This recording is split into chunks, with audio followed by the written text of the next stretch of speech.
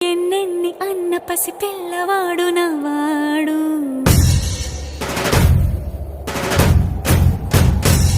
విడుముండోడు అని ఊరు వాడ అనుకున్న గాని మహారాజు నాకు నవ్వాడు.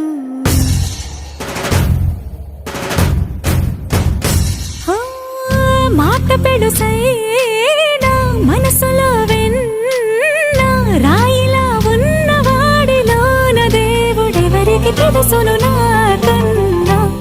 సూసేకి అగ్గిరవ్వ మాదిరే ఉంటాడే